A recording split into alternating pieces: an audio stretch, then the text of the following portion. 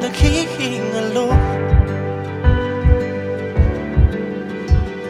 Ang lapis na ginamit sa kwento nating naudlot. Bawat buklat ng aklat binabalikan, mga liham na ang laman, ligayang dala, ikaw lang ang may akda.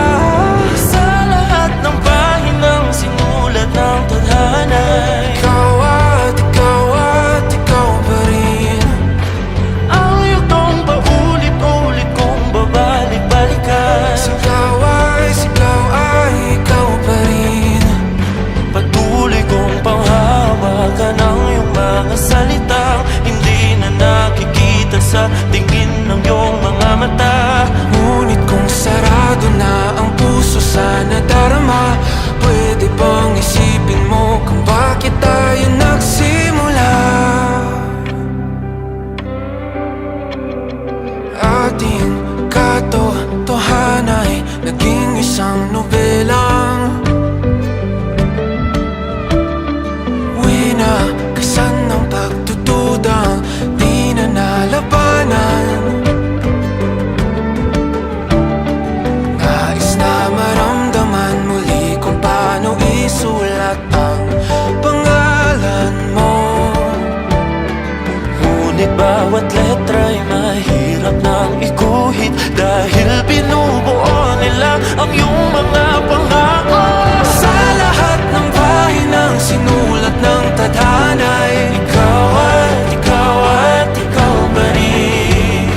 ang yugtong paulit-ulit kong mabalik-balikan. Sigaw ay ikaw pa rin. Simula sa wakas na di matuklasan, babalik kung saan di na natagpuan ng mga matang nakatanaw sa umpisa ng yugtong di na sana naisulat pa. Simula sa wakas na di matuklasan, babalik kung saan di na natagpuan ang mga matang nakatanaw sa umpisa ng yugtong di na sana naisulat pa.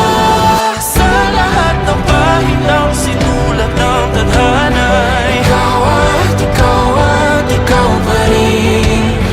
Ang yugtong paulit-ulit kong babalik-balikan. Sigaw ay ikaw pa rin. Patuloy kong panghahawakan ang iyong mga salita, di na nakikita sa tingin ng iyong mga mata.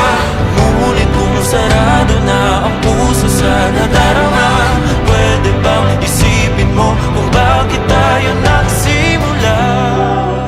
Na di matuklasan, babalik Ikaw at ikaw pa rin. ang mga matang nakatanaw sa umpisa ng yugtong. Sigaw ay